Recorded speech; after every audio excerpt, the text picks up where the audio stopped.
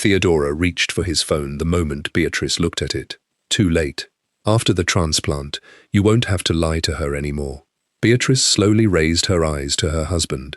Theodora's hand stayed stretched between them. "Give me the phone." She did.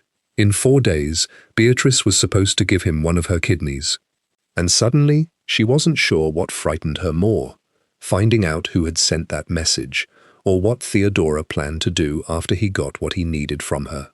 Welcome to Mr. Graham's story, where every story leaves a lesson. Whether you're new here or part of our growing family, thank you for being here. Let me know in the comments where you're watching from, and as the story unfolds, tell me what you would have done in the same situation. If you enjoy stories like this, don't forget to like, comment, share, and subscribe. It helps us bring more meaningful stories to people around the world. Now, let's begin today's story. Beatrice hadn't always been the person who remembered everything. When she and Theodora first got married, he was the one who remembered birthdays, kept track of appointment times, and somehow knew when she was running low on coffee before she did. He used to leave a fresh bag on the counter without saying anything. She used to pretend she hadn't noticed. Their first apartment had a kitchen barely big enough for 2 people to stand in at the same time, and somehow they were always in it together. Beatrice would be cooking while Theodora leaned against the counter, telling her something that happened at work. Half the time, she wasn't even listening to the story. She was watching him. He had a way of making ordinary things feel shared. That was what Beatrice loved most about him. Not grand gestures, not expensive gifts, just the feeling that she wasn't carrying life alone. For years, that was enough. Then Theodora got sick. At first, neither of them understood how much would change. His kidney disease came with appointments, medications, specialists, tests, and long conversations filled with words Beatrice had to write down, because neither of them could remember them afterward. There were still good days. They went out to dinner. They laughed with friends. They argued over stupid things, but the bad days began rearranging everything. Theodora got tired more easily. He stopped helping around the house without really deciding to stop. Small responsibilities slowly moved toward Beatrice, because she was the one with the energy to handle them. She called the insurance company. She kept track of the bills. She knew which doctor had said what. When Theodora forgot an appointment, Beatrice remembered. When his medication needed to be picked up, she picked it up. At first, none of it felt unfair. He was sick. That was the whole explanation. And because Beatrice loved him, she didn't need another one. The problem was that illness did not always stay inside the boundaries of being sick. Sometimes, Theodora came home angry after a difficult appointment and snapped at her because she had asked whether he'd eaten. Sometimes, he withdrew for hours and acted annoyed when she tried to reach him.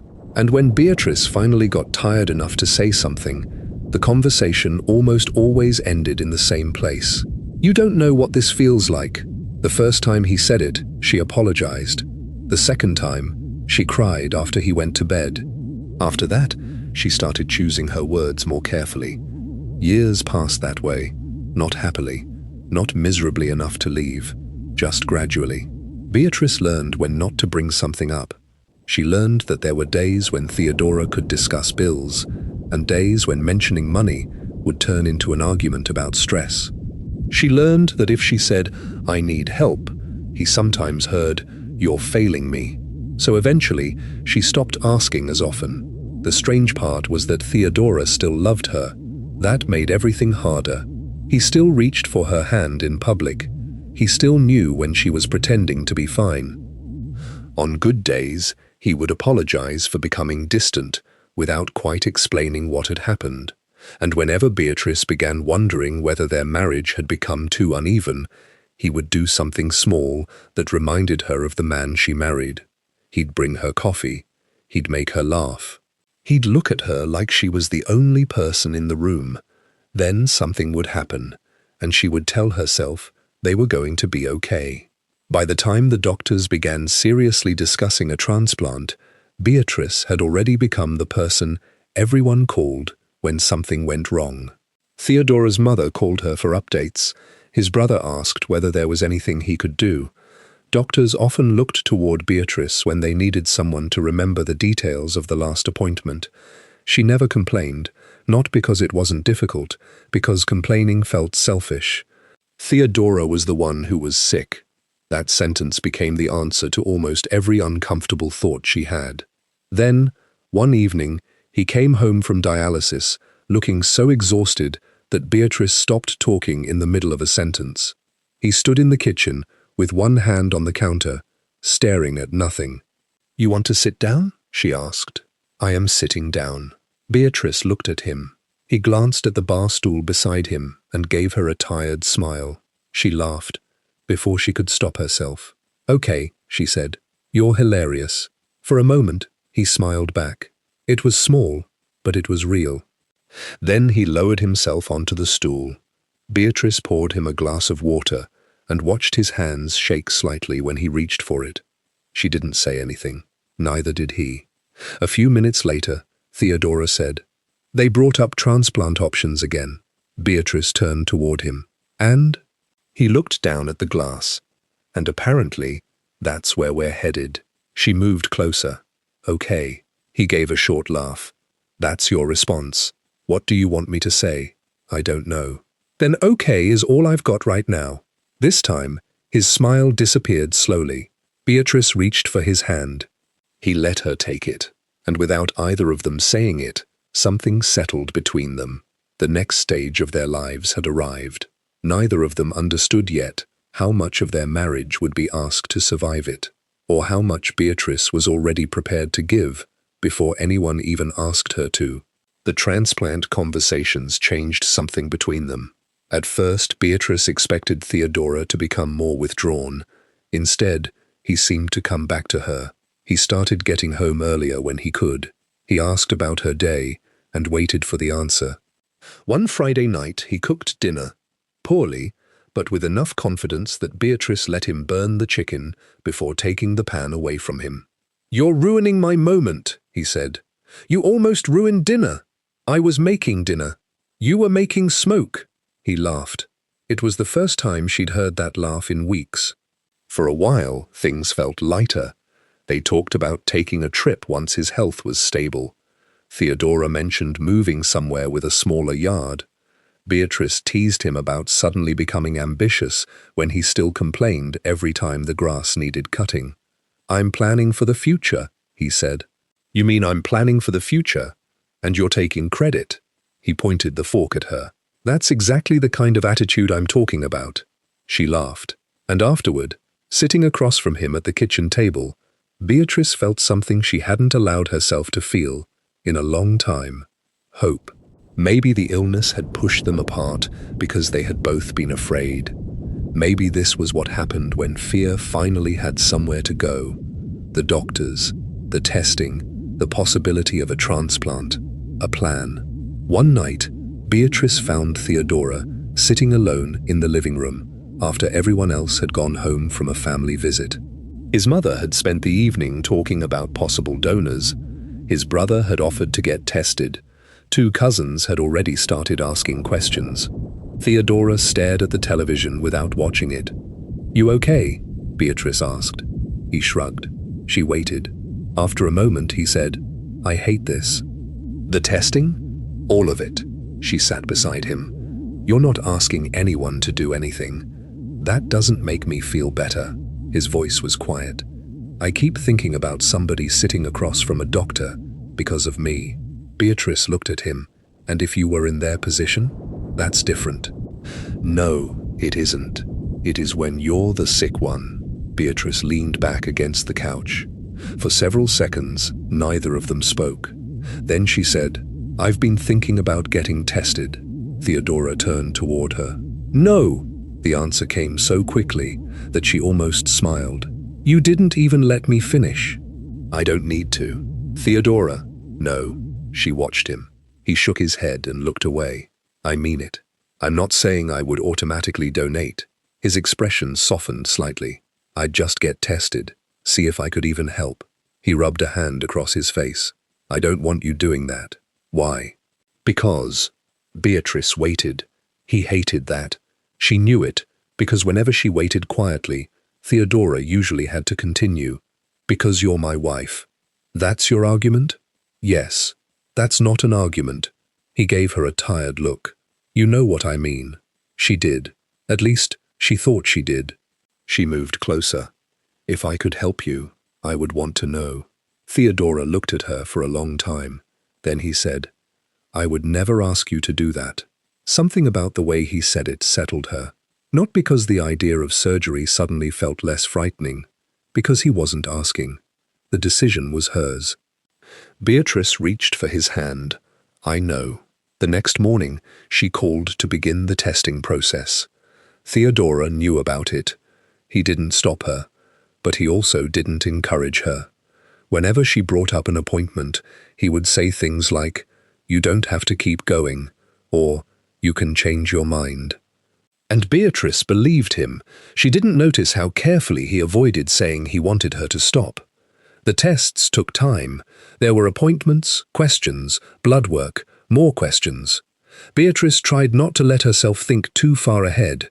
Then one afternoon, she came home and found Theodora waiting for her in the kitchen. You're early, she said. So are you. I had the appointment. His face changed slightly. What did they say? Beatrice dropped her purse onto the chair. They said we're still doing more tests. He nodded. For some reason, that seemed to disappoint him. It was gone quickly. So quickly she almost convinced herself she hadn't seen it. What? She asked. Nothing. You made a face. I did not. You did. Theodora smiled and reached for her. Come here. Normally Beatrice would have let it go. She stepped into his arms. He held her for longer than usual. You scared? He asked. A little. You don't have to do this. I know. His arms tightened around her, and Beatrice closed her eyes. She missed this, being held without needing to explain why she was tired. Over the next few weeks, Theodora became more attentive than he had been in months. He asked about her appointments. He came with her when he could. He remembered things she didn't expect him to remember. The name of a nurse, the date of her next evaluation, a question she had mentioned only once. Beatrice took it as proof that he was letting her into the part of his life he had spent years trying to carry alone. She didn't know that before she had offered to donate. Theodora had already heard enough from his doctors to understand that Beatrice might be a strong match. He had not known for certain. He had not controlled the results. But he understood what her blood type, their medical history, and the next round of testing could mean. So when Beatrice finally sat beside him and said, they think I may be compatible, Theodora's reaction was complicated. He stared at her, then he looked away. You don't have to do it, he said. Beatrice smiled faintly. You already said that. I mean it. I know. And she did. That was the problem. Beatrice heard his words and believed the decision belonged entirely to her. She couldn't see the relief he was trying not to show, or understand that sometimes the most dangerous pressure isn't someone telling you what to do. Sometimes it's being allowed to believe that the choice you made was never influenced by the person who needed you to make it. When Beatrice's final round of donor testing was scheduled, Theodora kissed her goodbye that morning and said, whatever happens, we deal with it together. Beatrice smiled. She had no idea how differently they were beginning to understand the word together. As the donor process moved forward, Beatrice began noticing something she couldn't explain. Theodora was at his best around the appointments. When she came home from another round of testing, he asked what the doctors had said. He listened. He held her hand when she admitted she was nervous. Then, once the conversation was over, he seemed to disappear somewhere she couldn't reach. His phone became part of that distance. At first, Beatrice barely noticed it. Everyone checked their phones. But Theodora had never been especially protective of his. He used to leave it on the kitchen counter or forget it in the car. Now it followed him from room to room. One evening, Beatrice came into the living room and found him asleep on the couch, with his phone tucked beneath his thigh. She stood there for a second, then she laughed. Seriously? Theodora opened one eye. What?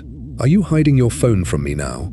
He looked down, realized where it was, and moved it beside him. No. That sure looked like a no. You're paranoid. Beatrice raised both hands. Okay. He smiled, but it didn't reach his eyes. She let the moment pass.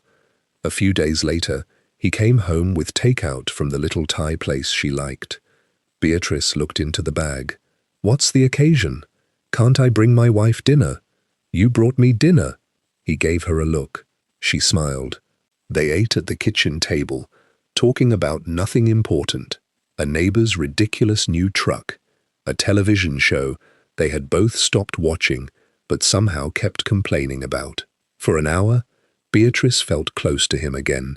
Then his phone buzzed. Theodora looked down. Whatever he saw changed his expression. It was brief, but Beatrice had been married to him long enough to know the difference between tiredness and distraction. "Everything okay?" she asked. He turned the phone over. "Yeah." "Who was it?" "Nobody." Beatrice waited. Theodora looked up. "Seriously?" She shrugged. "You looked worried." "I didn't." "Okay." He reached across the table and touched her wrist. "It's nothing." She nodded. But when he went upstairs 10 minutes later, he took his phone with him. Beatrice stayed at the table. She told herself she was making something out of nothing. The next morning, she had another donor evaluation. Theodora came with her. He held her hand in the waiting room and kissed her forehead before they went inside. "You know you can stop," he said. Beatrice looked at him. "I know. Even now." "I know." The nurse called her name. When Beatrice returned nearly 2 hours later, Theodora was gone. She found him outside near the parking lot. He was standing with his back to her, speaking quietly on the phone. The moment he saw her, he ended the call. "You done?" Beatrice slowed. "Yeah." He smiled. She looked at his phone. "Everything okay?" "Just work. You've been off today." "I know." Beatrice studied him. Then she took his hand. "You sure you're okay?" Theodora squeezed her fingers. "I'm fine." He started walking toward the car. For some reason, Beatrice stood there. Theodora turned around. "You coming?" She followed him. She didn't ask why his voice had sounded different on the phone. She didn't ask why he ended the call before saying goodbye. She told herself there were bigger things happening in their lives. That evening, Beatrice sat beside him on the couch while he scrolled through his phone. Her next appointment was in 3 days. Theodora had spent the afternoon unusually attentive. He'd made coffee, folded laundry without being asked, and asked whether she wanted him to come with her again. It should have made her happy. Instead, she couldn't shake the feeling that he was trying very hard to be someone. She didn't know what that meant, and she didn't know why she was afraid to ask. Then Theodora got up to refill his water. His phone remained beside her. It lit up. Beatrice looked down. She knew she shouldn't, but the screen was already there. The message came from a name she didn't recognize. "Don't call me until it's done. After the transplant, we'll talk." Beatrice stopped moving. From the kitchen, she heard the refrigerator door close. Theodora was coming back. She placed the phone exactly where it had been. Then she rested both hands in her lap. Theodora walked into the room, carrying his glass. His eyes went straight to the phone. Did that go off? Beatrice looked at him. Yes. His face didn't change much, but his hand tightened around the glass. What was it? The question came too quickly. Beatrice felt something cold move through her chest. She looked at him for another second. Then she said, "A message." Theodora set the glass down. What did it say? And that was when Beatrice understood that whatever had just happened between them, he knew she had seen enough to make it matter. Theodora kept looking at Beatrice. Not directly, that would have been easier. Instead, he glanced at her whenever he thought she wasn't watching. From the couch, across the kitchen, in the car on the way home from her donor appointment. Beatrice noticed because she had started watching him too. She didn't confront him about the message. The next morning, she acted as though nothing had happened. Theodora was almost too normal. He kissed her cheek before leaving for work. He texted around noon to ask whether she'd eaten. That evening, he brought home soup from the place she liked, near the hospital. "You don't have to keep fussing over me," Beatrice said. "I can't be nice to my wife?" She smiled, but something inside her stayed still. A few days later, he came home, nearly an hour later than he'd told her he would. Beatrice was sitting at the kitchen table. "You okay?" he asked. "Why wouldn't I be?" He paused. "You've been quiet." "Have I?" "Yeah." She nodded and went back to looking at the mail. Theodora stood there another second. Then his phone buzzed. He looked at it before she could. "Work?" he said. Beatrice hadn't asked. He seemed to realize that immediately. She looked up. Theodora slipped the phone into his pocket. "Long day?" "Yeah." That was all she said. He watched her carefully, as if waiting for something else. She gave him nothing.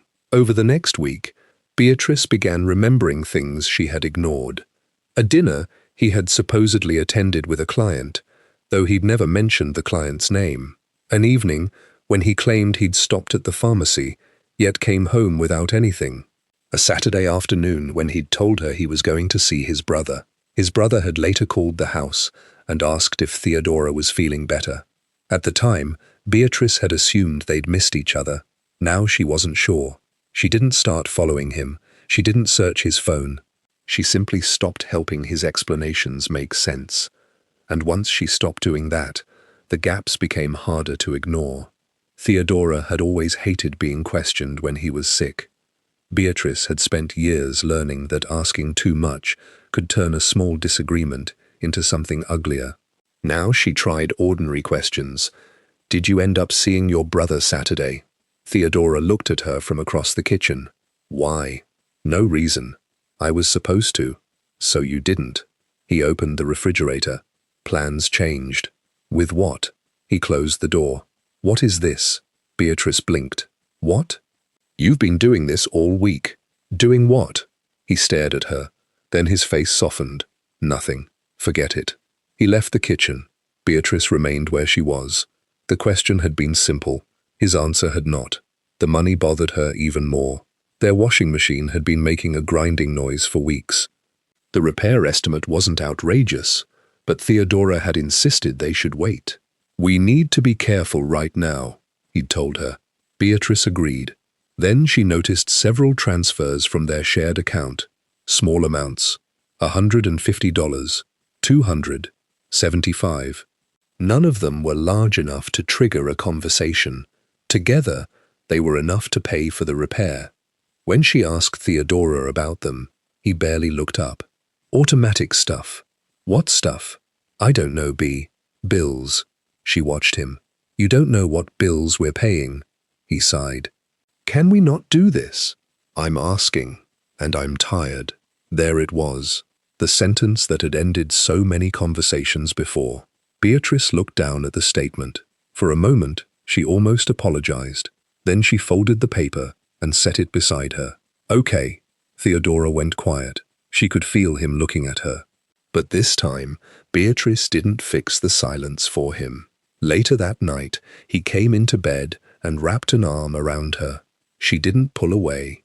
She didn't move closer either. "You know I love you, right?" he said. Beatrice stared into the dark. "Why are you asking me that?" His arm tightened slightly. "I don't know." She turned her head toward him. Theodora's eyes were closed. "You've just seemed far away." Beatrice almost laughed. Instead, she said, "I'm tired too." He was quiet. Then, after a while, "Your next appointment is Tuesday, right?" "Yeah. I'll take the day off." "You don't have to." "I want to." And there it was again. The warmth, the attention. It appeared whenever her donor process moved forward. Beatrice lay awake long after he fell asleep. She thought about the message. After the transplant, we'll talk. She thought about the money, the unexplained absences, the way he answered questions she hadn't asked, the way he became gentle whenever she got closer to giving him something irreversible. Then Theodora's phone buzzed on the nightstand. He woke before Beatrice moved. He grabbed it and stepped out of the room. Beatrice stayed in bed. She listened to the bedroom door close behind him. A few minutes later, his voice drifted faintly through the hallway. too low to understand. When he came back, she was lying exactly where he'd left her. He looked at her. "You asleep?" Beatrice kept her eyes closed. For several seconds, nothing happened. Then she felt the mattress shift as he sat down beside her.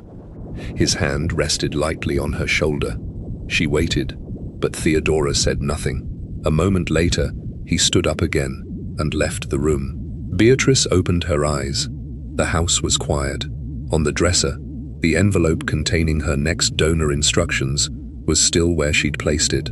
Theodora had spent the evening reminding her how important that appointment was, and somewhere in the house, he was having a conversation he didn't want her to hear. For the first time, Beatrice wondered whether those two things were connected. Beatrice didn't tell anyone what she suspected.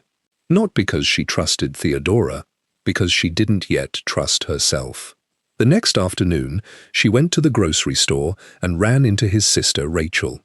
Rachel was standing near the produce section, comparing avocados with far more seriousness than the situation deserved.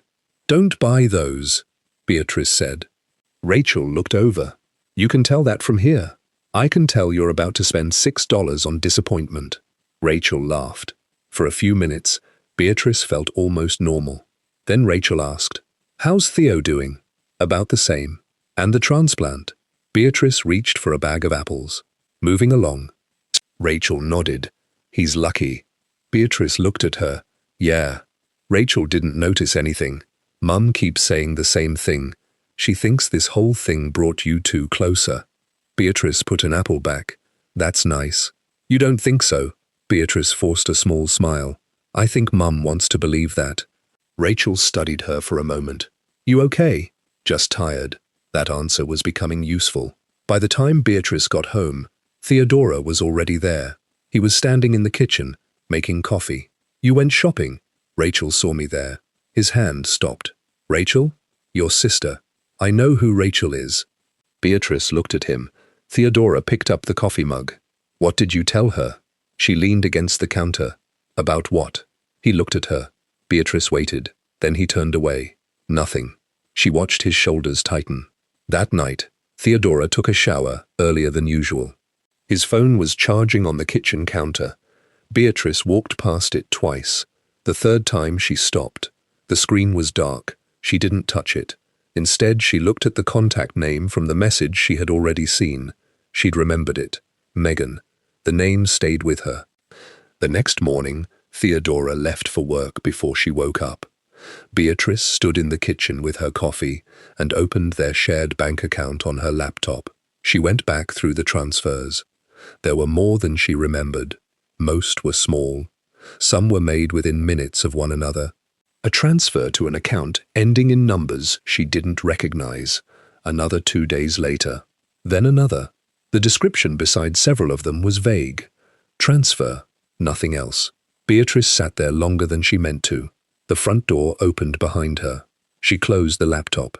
Theodora stepped inside. "I forgot my keys." Beatrice nodded.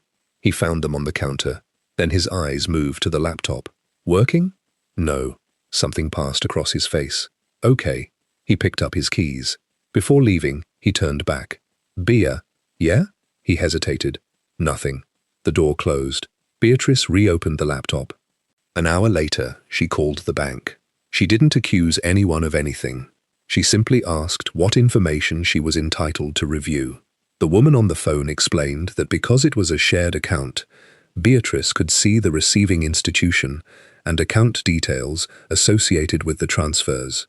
She wrote everything down. One of the accounts had a name attached. Stacy Monroe. Beatrice read it again. Stacy Monroe. Not Megan. She searched the name in her mind. Nothing. Then she remembered something small.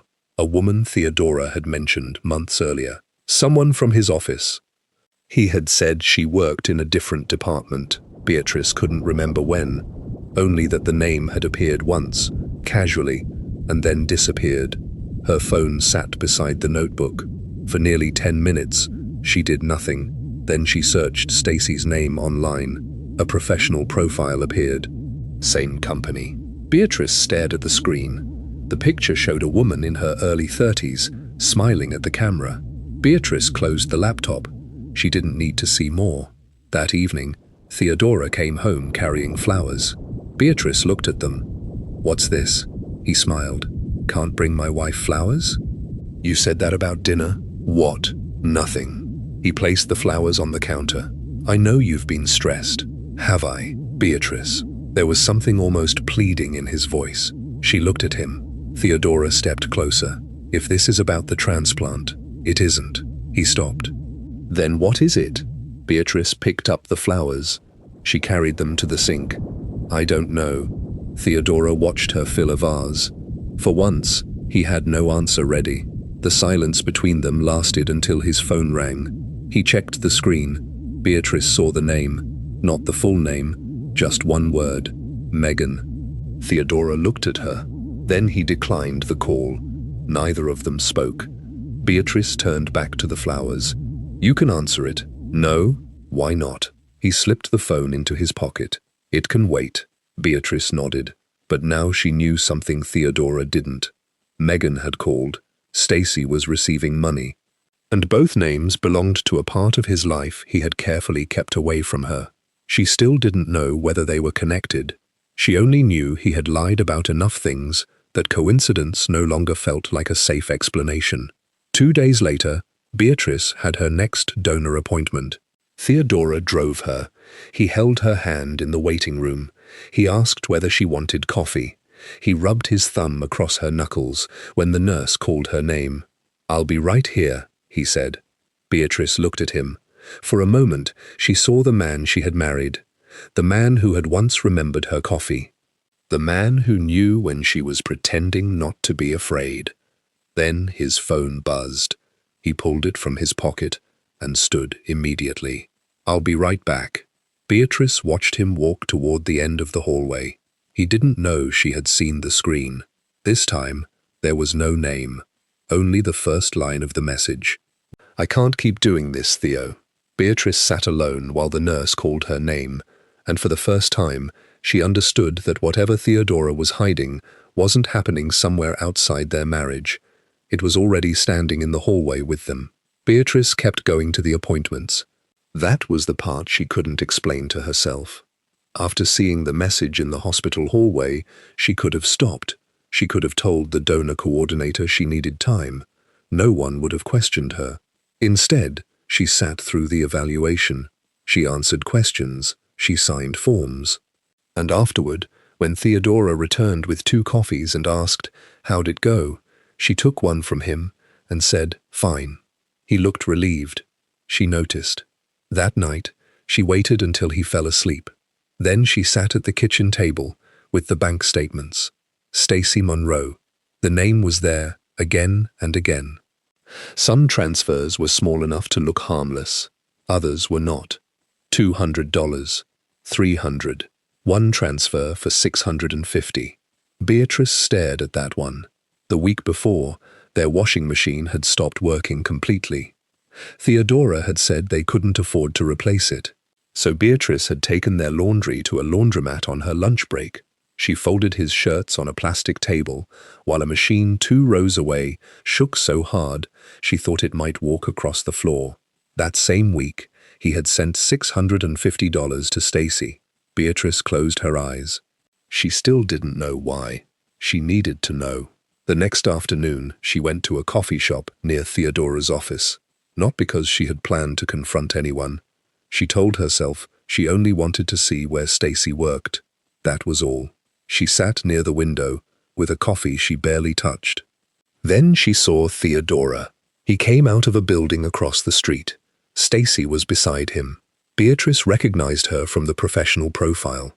They weren't holding hands. That almost made it worse. They walked too close. Theodora said something Beatrice couldn't hear. Stacy looked down and smiled. Then he touched the middle of her back as they crossed the street. Beatrice's body reacted before her mind did. She stood. The chair scraped loudly against the floor. Theodora turned. For 1 second, all 3 of them looked at one another through the coffee shop window. Beatrice sat back down. Theodora stopped walking. Stacy followed his eyes toward the window. Beatrice didn't move. Then Theodora said something to Stacy and walked toward the coffee shop. Beatrice had less than 10 seconds to decide what kind of person she wanted to be.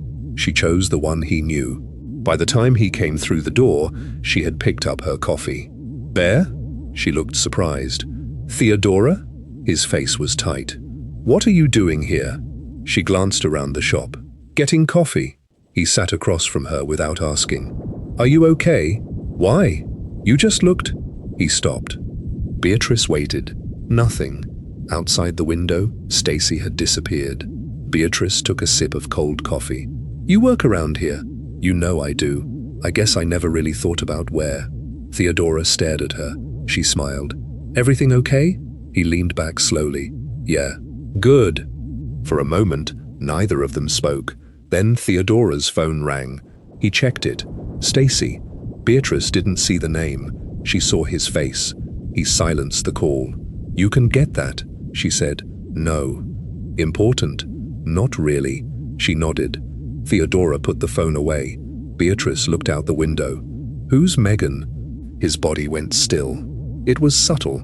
His fingers stopped moving first. Then his eyes came back to her. "What? Megan? Why? She called the other day." Theodora held her gaze. "And? You tell me." He looked away. "Someone from work." Beatrice nodded. "Okay." His eyes returned to hers.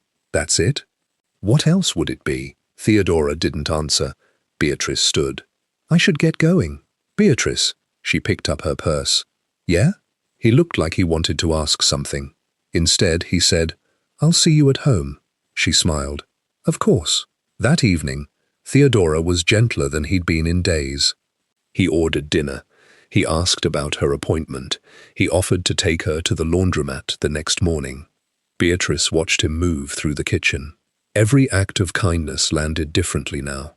Later, while he showered, she opened the folder containing her transplant paperwork. One date stood out, the appointment when her doctors had first told her she was a promising candidate. She thought about Theodora's behavior afterward, the flowers, the dinners, the sudden future plans, the attention. Then she remembered something he had said earlier, before she began testing. "I would never ask you to do that." At the time, she had heard restraint. Now she heard something else. Not proof, not yet, just a question. Had Theodora known enough about her chances before she volunteered to understand exactly where this could lead? Had he stayed quiet because he didn't want to pressure her? Or because he knew Beatrice better than anyone and knew she would eventually offer on her own? Beatrice closed the folder. From upstairs, the shower stopped. She put the paperwork back exactly where it belonged. Theodora came down a few minutes later, drying his hair with a towel. "You tired?" he asked. "A little. Come here." He opened his arms. For years, Beatrice would have walked into them without thinking. This time, she crossed the room more slowly. Theodora held her. His chin rested against the top of her head. Beatrice stood still, inside his arms, and looked past him at the transplant folder on the table. He had never needed to ask her. Maybe that had been the point all along. Maybe he had simply known exactly what would make her say yes. The question stayed with Beatrice after she left the hospital. Not the question about Theodora's affair. She had enough reasons to believe that was real. The question was simpler. What happened if she said no? For years, she had treated the transplant as though there were only two possible outcomes. She donated, and Theodora had a chance. Or she didn't, and she became the person who could have helped her husband but chose herself instead. She had never seriously asked whether that was true. At her next donor appointment, Beatrice asked to speak with the coordinator alone. The woman closed the office door. "Is everything okay?" Beatrice sat down. "I need to understand something." "Okay. If I decide not to donate, what happens to him?" The coordinator studied her carefully. "That depends on what you mean. Medically."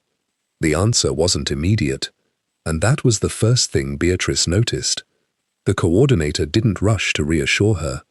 "Theodora's condition is serious," she said. "You know that." "Yes." A transplant could significantly improve his long-term quality of life and may become medically necessary depending on how his condition progresses. Beatrice kept looking at her. But living donation is not his only path forward. Beatrice's hands tightened in her lap. The coordinator continued. He has ongoing treatment. He remains eligible for other forms of care, including the deceased donor waiting list, if and when his medical team determines that path is appropriate. Beatrice frowned. Then why does everyone keep acting like... She stopped. The coordinator waited. Like I'm the only person who can save him? The woman was quiet for a moment. Family members sometimes experience a situation differently from the medical facts. Beatrice looked down. The answer wasn't what she expected. It made her angrier, because it wasn't proof that Theodora had lied about being sick. It was proof that Beatrice had been carrying more responsibility for his future than she had ever stopped to question. She left the hospital and sat in her car for nearly 20 minutes.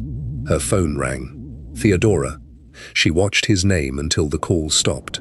Then he called again. This time, she answered. Hey, where are you? Driving. You done already? Yeah. A pause. What did they say? Beatrice looked through the windshield. Why? What do you mean why? You always ask that first. The transplant is important, B. I know. The silence on the other end changed. Theodora lowered his voice. Are you okay? She almost told him no. Instead, she said, I'm fine. You don't sound fine. I'm tired. He didn't answer immediately. Do you want me to come home? Beatrice closed her eyes. Part of her wanted him to. That frightened her more than his question. No, I'm okay. She ended the call before he could say anything else. At home, she opened the drawer where she kept their insurance papers and medical notes. She read through things she had signed. Appointment dates, insurance authorizations, questions she had asked doctors. Her own handwriting appeared in the margins of one page. How soon after surgery can he return to normal? Not, what happens if I don't do this? Not, what other options does he have? She had spent months preparing for a sacrifice before fully examining whether the sacrifice was hers to make. That realization sent her back through the last few years of their marriage. Theodora hadn't invented his illness. She knew that. She had seen him exhausted. She had watched his body change. She had held him after appointments that left him quiet for the rest of the day. His fear was real. But fear had become useful inside their marriage. Whenever Beatrice wanted something from him emotionally, his illness was there. Not always spoken. Sometimes it didn't need to be. She remembered an argument from the year before.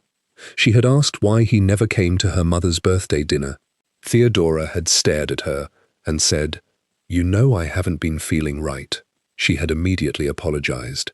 She remembered wanting to discuss the money he'd borrowed from their savings. He had snapped. You think I don't know how expensive this is? She had dropped it. Now she saw the pattern differently. He hadn't needed to lie about being sick. He only needed to let her believe that every question she asked was one more burden placed on a sick man. By evening, Theodora was sitting beside her on the couch. He brought her dinner. He kept looking at her. Finally, he said, Did something happen today? Beatrice turned toward him. What makes you think that? You're not yourself. She almost laughed. Instead, she studied his face. He looked tired, scared, concerned, and guilty. All of it could exist at the same time. That was the part she couldn't escape. If Theodora had been cruel, this would have been easier. But he wasn't pretending to be frightened. He wasn't pretending to be sick. And when he reached for her hand, Beatrice still knew exactly what it felt like to be loved by him. She pulled her hand away. Not dramatically, she simply stood. I think I'm going to bed. Theodora looked up at her. Bay. She stopped. What? He hesitated. Then he said, You can still change your mind. Beatrice looked at him. This time, the words landed differently. He had always told her she could change her mind, but he had never asked her the question that mattered. What would happen if she did? Beatrice didn't sleep much that night. Theodora's question kept returning to her. You can still change your mind. She had heard those words before, many times, but now she noticed what he had never said afterward. He had never asked her to keep her kidney. He had never said, I want you safe, more than I want this transplant. The difference felt small. It wasn't. 2 days later, Beatrice met her cousin, Angela, for lunch. Angela had known Beatrice since they were teenagers and had spent enough years around their marriage to notice things Beatrice usually tried to hide. She took one look at her across the table. What happened? Nothing. Angela picked up her menu. Okay. Beatrice stared at her. You're not even going to ask. I did. You asked once. I've known you for 30 years. If I ask again, you'll tell me you're tired. Beatrice looked down. Angela closed the menu. So? For a few seconds, Beatrice considered lying. Then she said, I think Theodora is seeing someone. Angela's face changed. Not surprise. Something quieter. How long? I don't know. You've seen something? Enough. Angela leaned back. Does he know you know? No. And you're still going through with the transplant? Beatrice looked toward the window. I haven't decided. Angela was quiet. That made Beatrice look back at her. What? I don't know. That's not helpful. I know. Beatrice frowned. Angela folded her hands. Can I ask you something without you getting mad? Probably not. Fair. Beatrice waited. Angela said, if you found out he was cheating before he got sick, would you stay? Beatrice looked down. That's different. Why? Because now... She stopped. Angela waited. Because he's sick. Okay. Beatrice picked at the paper wrapper around her straw. And if you leave him... I didn't say I was leaving him. You know what I mean. Beatrice didn't answer. Angela leaned forward. Bea, I'm not saying what he did isn't horrible. I'm saying you keep talking like there are only 2 choices.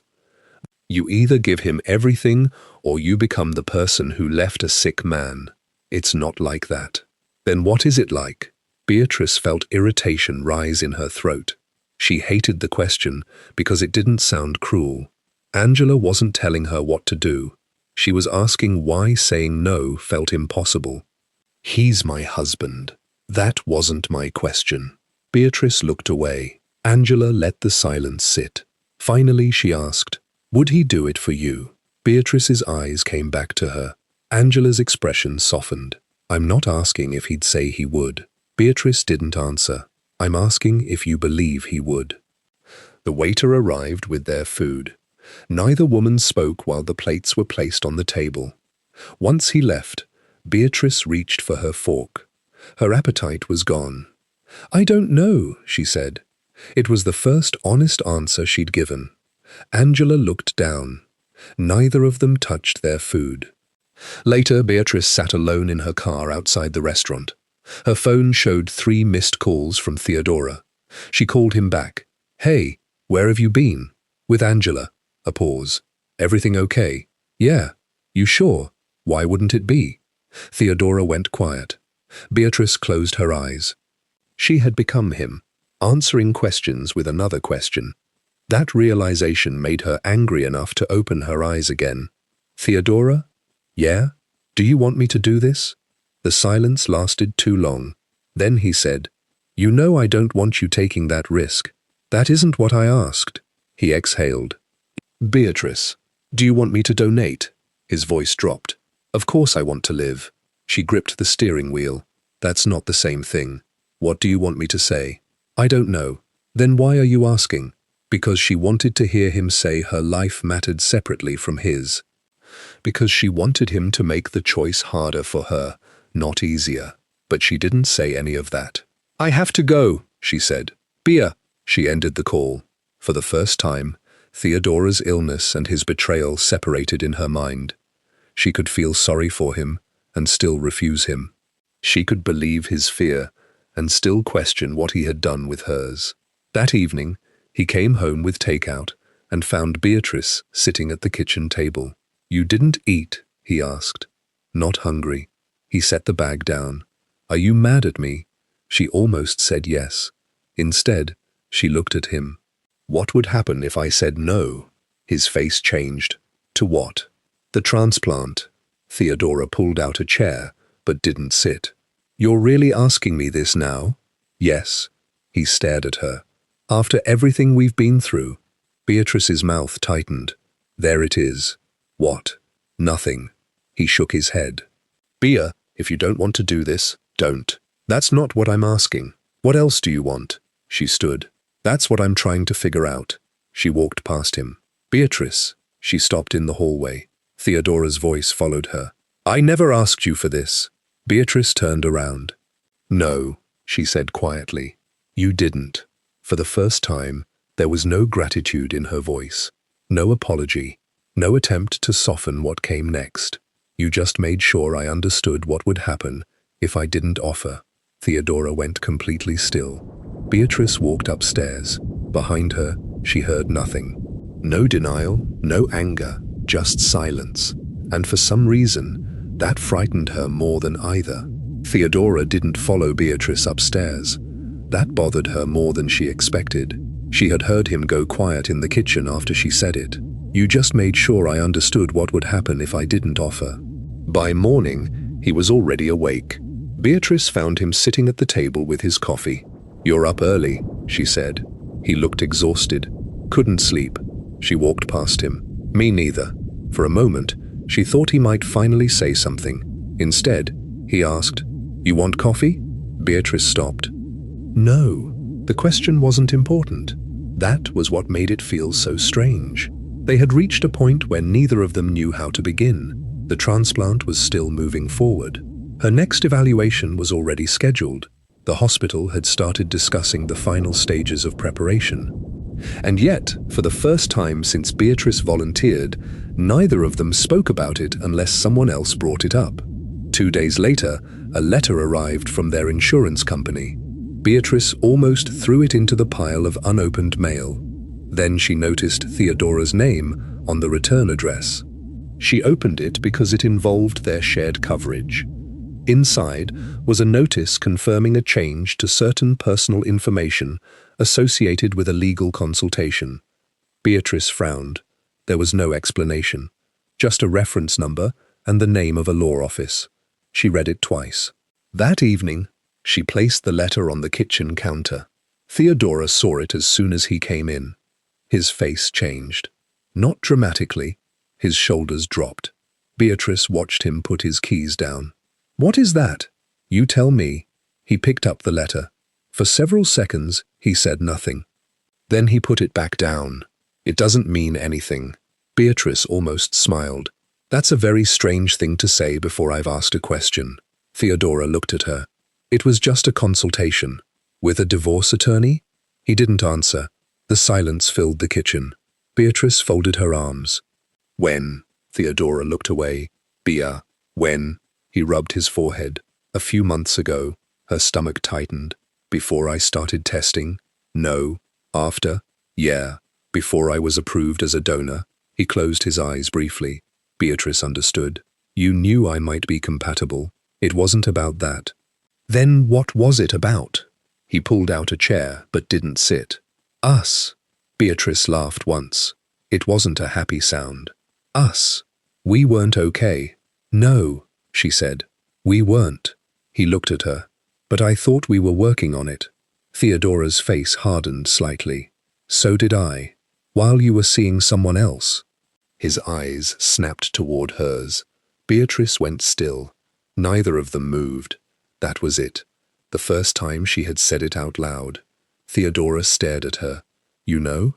Enough! How? Does it matter? Yes! Why? He opened his mouth, then stopped. Beatrice looked at him for another second. Is her name Stacy? The color drained from his face. There was no need for another answer. Beatrice sat down. The room tilted strangely, even though she had known. Knowing something and watching another person realize you knew were not the same thing. Theodora lowered himself into the chair across from her.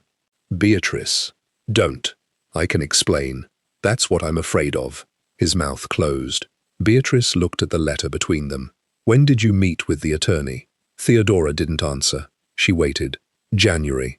Her donor testing had begun in February. Beatrice's throat tightened. Why? He looked down. Because I didn't know what I wanted. The answer landed harder than denial would have. You didn't know. I was sick. She stared at him. And? I was scared. And? Theodora looked up. For the first time, anger entered his face. You think I was sitting around making some plan to use you? I don't know what you were doing.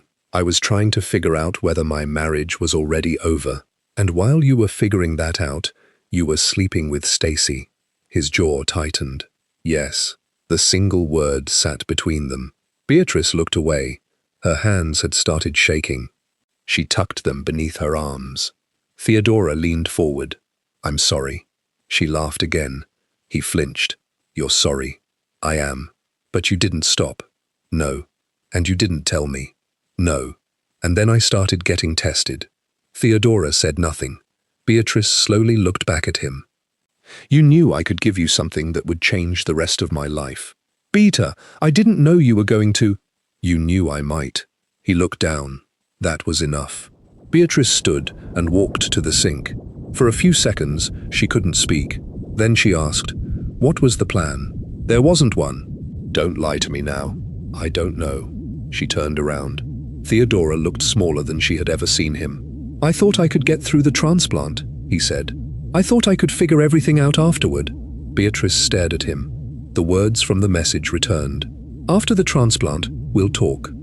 Her face changed. Theodora noticed. What? Beatrice didn't answer. She understood suddenly that Stacy's message had not been about waiting for a difficult conversation. It had been about a future already being postponed until Beatrice had done what Theodora needed from her. She looked at the man across the kitchen. Did she know? Theodora's eyes shifted. That tiny movement was enough.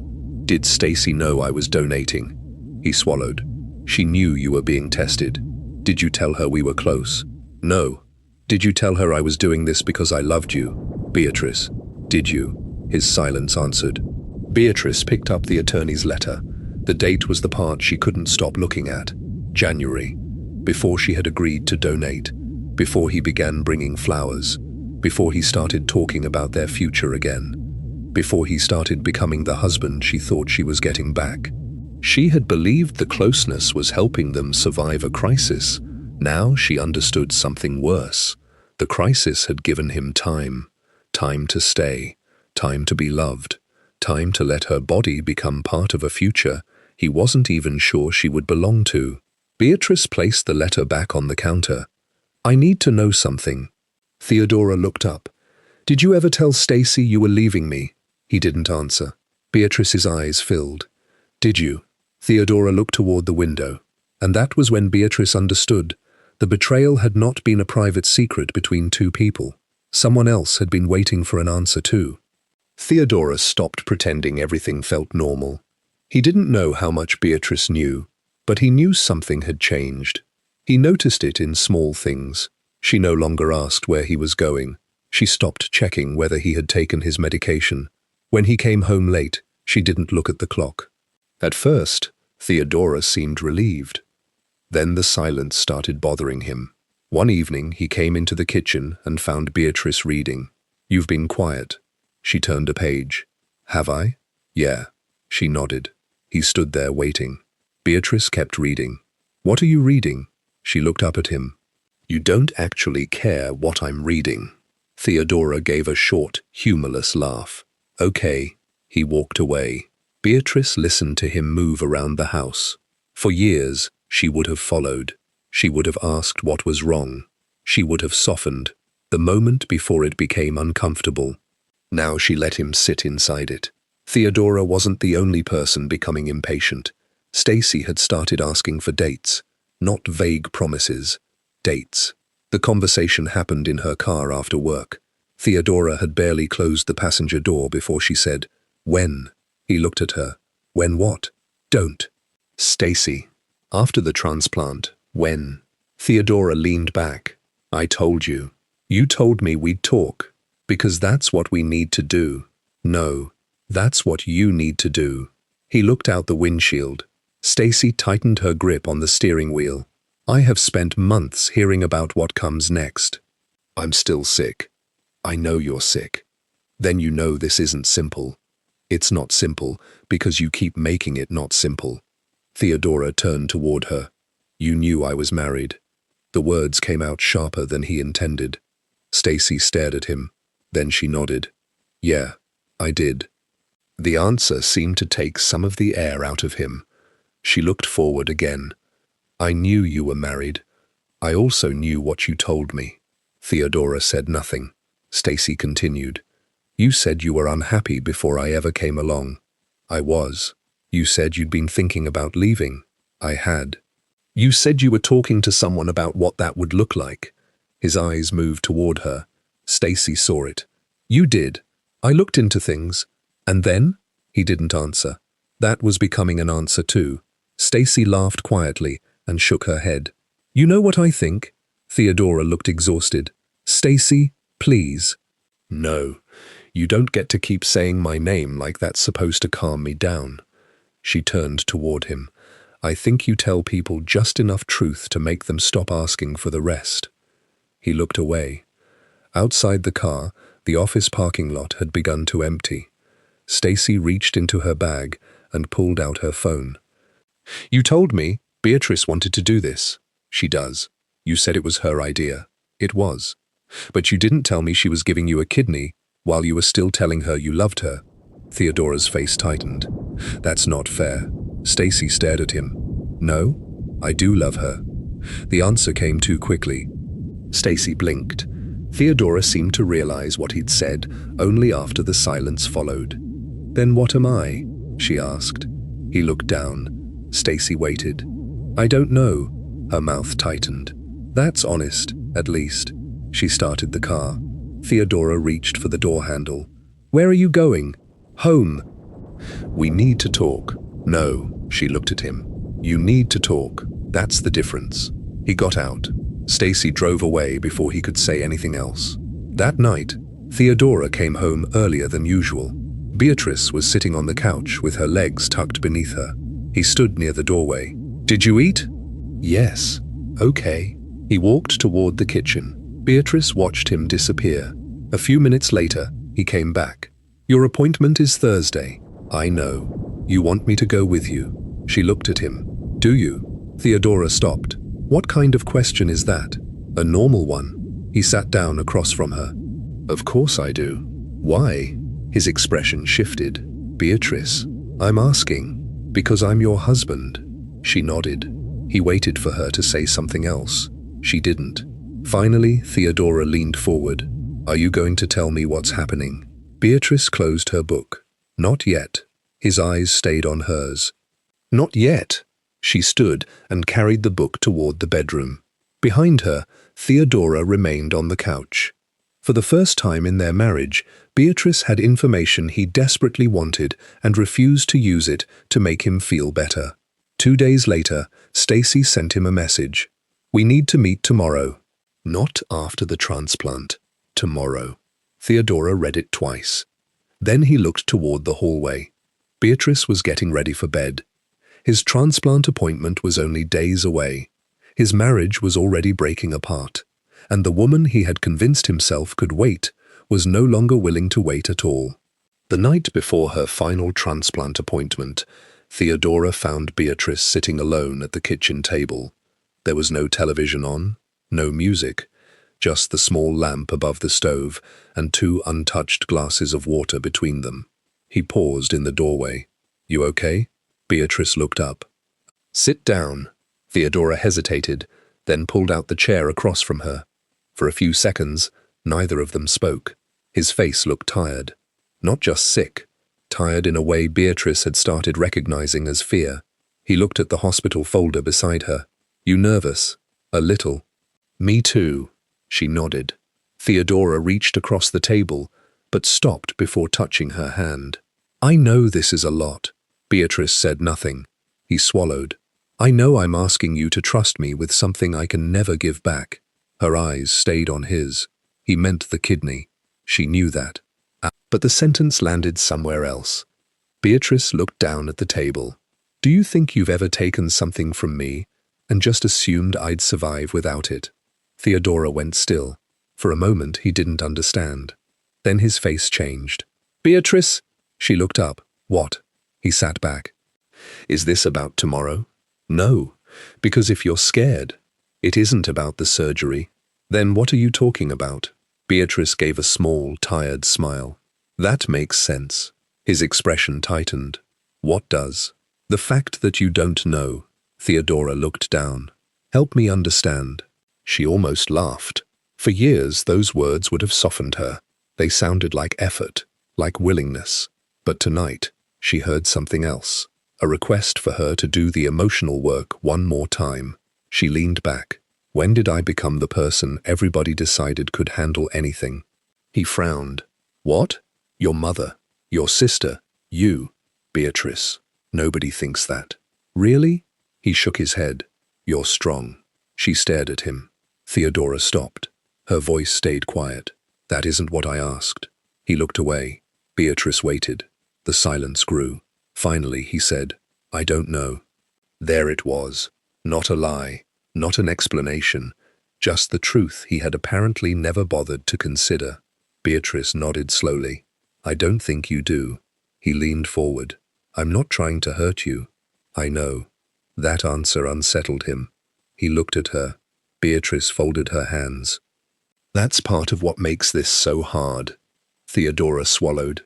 What does? She held his eyes. You don't wake up in the morning and decide to take from people. You just notice what they're willing to give. His face tightened.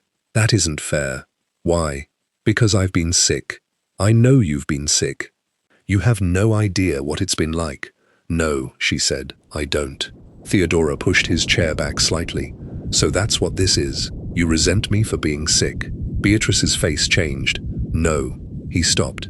She looked at him for a long moment. That is exactly what you always do. What? You hear one thing you can defend yourself against, and suddenly we don't have to talk about the rest. His mouth opened, then closed. Beatrice stood. Theodora remained sitting. She picked up the hospital folder. He watched her. Are you still doing it? She looked toward the stairs, then back at him. Tomorrow isn't the question I'm asking tonight. Then what is? Beatrice walked around the table. She stopped beside him. For a moment, she almost touched his shoulder. She didn't.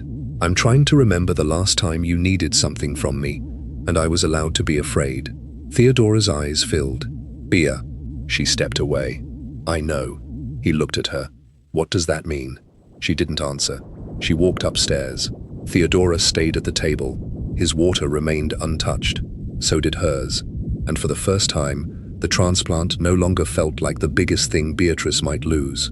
The next morning, Stacy called in sick. She had spent most of the night staring at conversations she had already read too many times. The problem was no longer finding proof that Theodora had lied. The problem was realizing how carefully the lies had been arranged around things that were technically true. He had never promised her a specific date. He had said he was unhappy. He had said he had considered leaving. He had said his marriage had been broken long before she came along. And whenever Stacy had asked what would happen after the transplant, he had answered as if the future belonged to them. He had simply never said when. By late morning, she was sitting across from him in a quiet coffee shop. Theodora looked worse than she had ever seen him. Stacy had no satisfaction in that. She was angry enough not to confuse his suffering with innocence, but she was also tired of pretending his illness made every question cruel. I need you to answer something, she said. Theodora looked at his coffee. Okay. Were you ever actually going to leave her? He looked up. That isn't a fair question. Stacy nodded. That's an answer. It wasn't that simple. Then make it simple for me. He leaned back. I thought about it. That isn't what I asked. Theodora's mouth tightened. Stacy waited. Finally he said, I don't know. Her eyes closed for a moment. There it was again. The answer he gave when two futures required more certainty than he was willing to provide. I built my life around maybe, she said. Theodora looked ashamed. I never asked you to. Stacy's head lifted. You're right. He frowned. I didn't. No, you didn't ask. You just let me. Theodora said nothing. Stacy reached into her bag and placed her phone on the table. I went back through everything last night. His eyes dropped to it. I don't need to see your phone. You don't. She opened one of their conversations anyway. You remember this? He looked away. I don't know. You said we'd finally be able to talk about us once the transplant was behind you. I remember. And this? She scrolled. You told me you didn't know how much longer you could stay in that house. Theodora looked tired. Stacy, no, I need you to hear this. Her voice remained controlled, but her hands had begun to shake.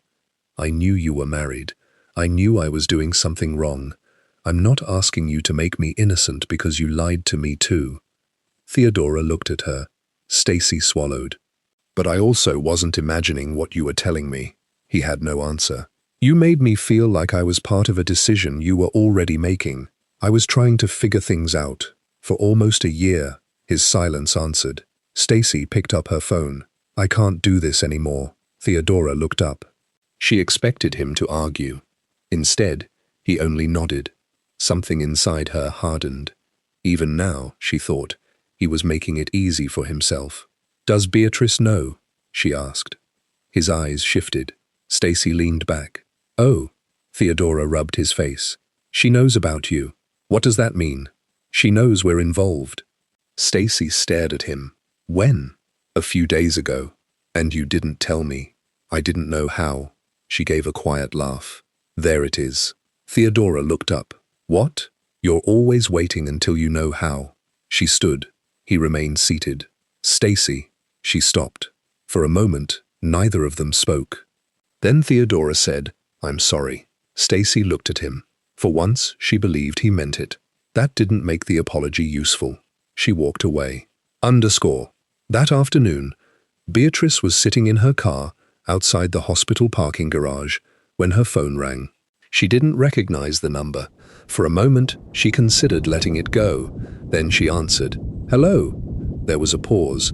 Beatrice? The voice was female. Beatrice sat straighter. Yes. Another pause. My name is Stacy. Beatrice's hand tightened around the phone. Neither woman spoke. Beatrice looked through the windshield. Why are you calling me? I almost didn't. Then why did you? Stacy exhaled slowly. Because I think there are things you should know. Beatrice's expression hardened. That's interesting. I know. You know. I know how this sounds. No, I don't think you do. Stacy went quiet.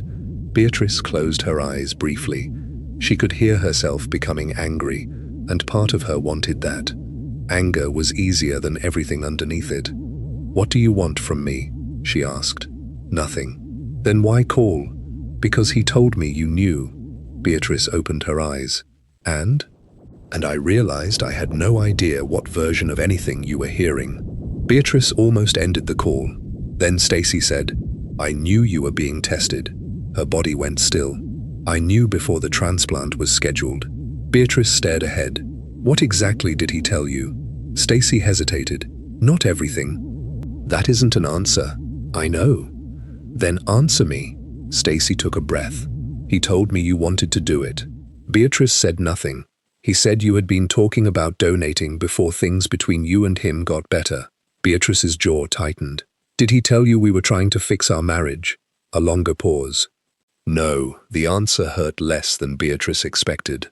Perhaps because she already knew. He told me you were strong, Stacy said quietly. Beatrice's face changed. Stacy continued before she could stop herself. He said you could handle hard things better than anyone he'd ever known. Beatrice looked down. For a moment, the kitchen conversation returned to her. You're strong. She had spent years hearing it as praise. Now the words sounded different, coming from a stranger. Stacy spoke again. Beatrice, I know I have no right to ask you for anything. Then don't. I won't. Beatrice stared at the hospital entrance. What else did he tell you? Stacy was silent.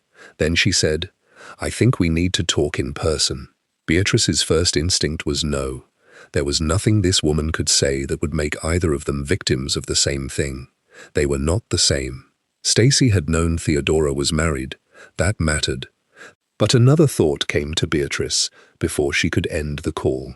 For months, Theodora had been the only person deciding what version of one woman the other was allowed to know. Not anymore. 30 minutes, Beatrice said. They met in a nearly empty corner of a coffee shop near the hospital. The first few minutes were awkward enough to hurt. Neither woman reached for her drink. Stacy looked exactly like someone Beatrice had spent days trying not to imagine. Not glamorous, not monstrous, just a woman sitting across from her. "I don't expect you to forgive me," Stacy said. Beatrice looked at her. "Good," Stacy nodded. "I shouldn't have been involved with a married man." "No, I knew better." "Yes," Stacy accepted that too. Beatrice studied her. "Why are you here?" "Because I think he made both of us wait for different versions of the same future." Beatrice said nothing. Stacy reached for her phone. Beatrice's body stiffened. "I'm not showing you anything you haven't asked for." "Put it away." Stacy immediately did. The gesture mattered more than Beatrice wanted it to. For the next hour, they talked. Not like friends, nothing close to it. They compared conversations, promises, dates, absences. Beatrice learned that Theodora had spoken about separation as though it were an inevitable future. Stacy learned that while he was telling her the marriage had been emotionally over for years, he was bringing Beatrice flowers, discussing vacations, and accepting deeper steps toward the transplant. Neither woman needed a recording to understand the pattern. The details stopped lining up. Not because either had a perfect piece of evidence, because Theodora's explanations had been designed for two different audiences. When Stacy finally stood to leave, Beatrice remained seated. "There's something I need to know," Beatrice said. Stacy looked at her. "Did he ever tell you he loved me?" Stacy hesitated. Beatrice's eyes narrowed. "He did." Stacy swallowed. "Yes." Beatrice looked down. "Did he tell you he loved you?" Stacy didn't answer immediately. Then she nodded. Beatrice laughed once. There was no amusement in it. Stacy stood quietly. At the table beside them, Beatrice's hospital folder remained open. The final donor stage was scheduled for the next morning. Stacy looked at the papers, then back at Beatrice. "Are you still going through with it?" Beatrice closed the folder. "I don't know." For the first time, those words did not mean uncertainty. They meant the decision finally belonged to her. The next morning, Beatrice walked into the hospital, knowing that whatever she chose, everyone would be watching. The doctors, the nurses, Theodora, his family. Perhaps even Theodora himself would assume she would eventually do what she had always done. Endure, forgive, give. He still didn't understand that Beatrice had spent the last few days learning the difference between being needed and being loved. And before the day was over, he was going to learn whether she had. The transplant coordinator had barely finished explaining the morning's schedule when Theodora's mother reached across the waiting room chair and squeezed Beatrice's hand. "You are an extraordinary woman." Beatrice looked down at their hands. For years, compliments like that had made her feel warm. That morning, she felt trapped. Theodora sat beside her, pale and tired, his hospital wristband loose around his arm. His brother stood near the window. His mother kept talking about how grateful they were. "How do you ever repay somebody for this?" she said. Nobody answered. Beatrice looked toward Theodora. He was watching her. "Are you okay?" he asked. She nodded once. The transplant coordinator returned with another folder. "Before we move forward," she said, "there are a few final confirmations." Theodora leaned back. Beatrice heard papers turning. A pen clicked. Then the coordinator looked at her. "Mrs. Graham, do you still consent to proceed with the donation?" The room became quiet. Beatrice looked at the pen. "No," she said. Nobody moved. The coordinator blinked. "I'm sorry?" Beatrice lifted her eyes. "I don't consent to proceed." Theodora sat forward. "Beatrice!" She turned toward the coordinator. "I need the process stopped." Theodora's mother stared at her. His brother lowered his head. The coordinator remained calm. "That's completely your right. Are you saying you've changed your mind about donation?" "Yes." Theodora stood. "Can we talk?" Beatrice looked at him. "No." His face tightened. "Not here." This is exactly where the coordinator glanced toward the family, understanding something had changed. We can give you privacy. No, Beatrice said. Please stay. Theodora looked at her in disbelief. Why? Because privacy had always helped him, she thought. It gave him time to separate one truth from another. Beatrice turned toward him. I can't consent to an irreversible medical procedure while knowing I was being materially and emotionally deceived. The words landed heavily. His mother frowned. What does that mean? Theodora shook his head. Beatrice, this has nothing to do with my illness. She looked at him. Exactly. His face changed. She continued. You keep trying to separate things because that's how you've survived all of this. Don't do this. Don't do what? Not today. Beatrice almost smiled. Today is the first day I was actually allowed to decide. His mother looked between them.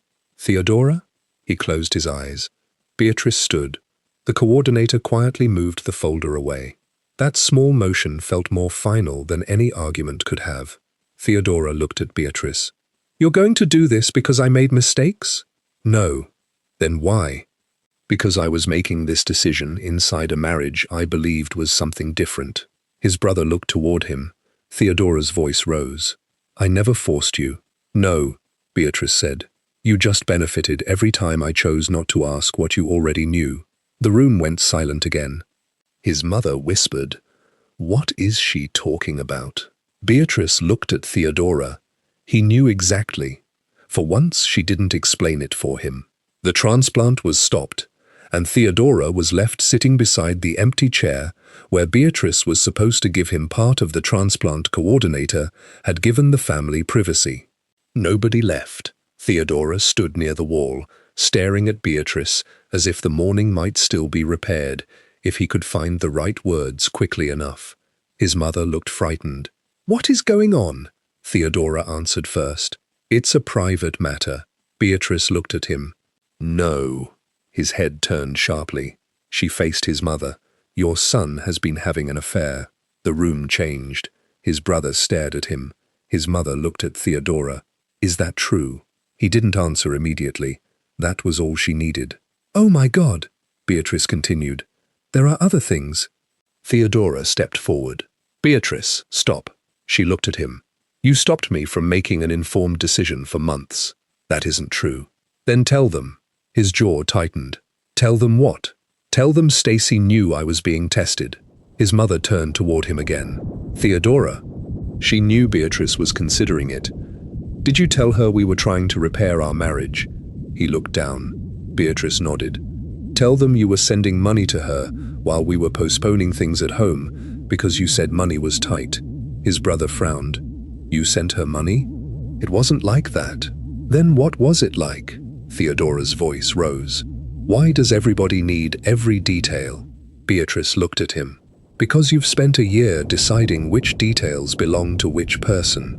That silenced him. His brother slowly sat down. Their mother looked between them. You were seeing another woman while Beatrice was going through this. Theodora rubbed his face. Yes. His mother began to cry quietly. Beatrice felt nothing like satisfaction. She had spent too many years imagining what it would feel like to finally stop carrying everything alone. It didn't feel powerful. It felt tired. She looked at Theodora. There was an attorney. His eyes closed. His brother looked up. What attorney? Beatrice answered. A divorce attorney. Theodora's mother covered her mouth. When? His silence stretched. January, Beatrice said. His brother frowned. The donor testing started in February. Beatrice nodded. Theodora finally looked at him. That's not why I saw the attorney. Then why didn't you tell her? He had no answer. Beatrice watched him. That was the pattern. A truth existed somewhere inside every lie. He had been unhappy. He had been afraid. He had considered leaving. He had been sick. But every truth had been trimmed before it reached the person who needed the whole thing. Theodora turned back to Beatrice. I never planned this. She looked at him. I believe you. His face changed. I don't think you woke up one morning and decided to use me. Then, I think you kept taking the easiest path until somebody else's body was at the end of it. Theodora stared at her. His mother began crying harder. Beatrice! She turned toward her. His mother reached for her hand. Beatrice stepped back. Not cruelly, just far enough. His mother lowered her hand. Beatrice saw the pain on her face.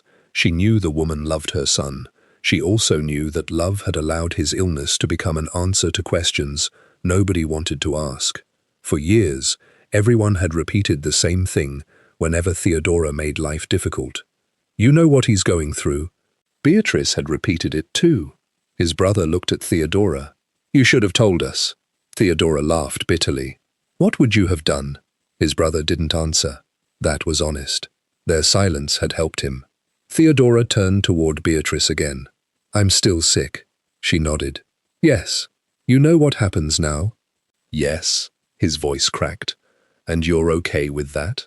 Beatrice looked at him for a long moment. No. The answer surprised everyone. Theodora stopped. Beatrice swallowed. I'm not okay with any of this. She looked toward the hospital door. I didn't stop loving you because I found out what you did. His face tightened. I stopped this because loving you was becoming the reason I was expected to survive anything. Nobody spoke. The transplant coordinator returned quietly. She addressed Beatrice. Would you like some time alone before we complete the paperwork? Beatrice nodded. As she followed the coordinator out, Theodora called her name. She stopped. He looked at her with a fear she recognized. Please. Beatrice turned. His voice dropped. I don't know what I'm supposed to do now. For years, she would have answered immediately. She would have started solving it. Instead, she looked at him and said, Neither do I. Then she walked away. Behind her, Theodora remained with the uncertain future he had spent months trying to control. And Beatrice finally understood that refusing to save him was not the same thing as wanting him to suffer. The divorce papers were filed 3 months later. Not because Beatrice stopped loving Theodora overnight. She didn't. That would have been easier. Some mornings, she woke up and remembered something funny he had said years earlier. Sometimes, she passed a restaurant they used to visit. Once, she found one of his old shirts behind a box in the closet and sat on the bedroom floor longer than she meant to. But missing someone was no longer enough to make her return. Theodora's illness remained real. His life did not suddenly become easier because Beatrice had walked away. That mattered to her. She had never wanted his body to become a punishment for what he had done. She simply could no longer pretend that her own body belonged to a marriage that had been built around what she was willing to endure. Theodora apologized. More than once. Some apologies were honest. Others still carried the old pattern. He would begin by talking about what he had done, then slowly drift toward what his illness had taught him, how frightened he was, how much he had lost. Beatrice eventually learned to hear the difference. One evening he said, I know I don't deserve anything from you. She waited. There was a long silence. Then he said, but I don't know how to do this without you. Beatrice closed her eyes. There it was. Not cruelty, not necessarily manipulation, need. And for years, need had been enough to pull her back. This time, she said, you have to learn. Theodora went quiet. She hated hurting him, but she didn't take it back. Stacy disappeared from their lives soon after the transplant was cancelled. Beatrice never became friends with her. They exchanged one brief message after Stacy moved away. Stacy apologized again. Beatrice didn't forgive her. She also didn't spend the rest of her life carrying anger for her. Some people leave damage behind without becoming permanent residents in your mind.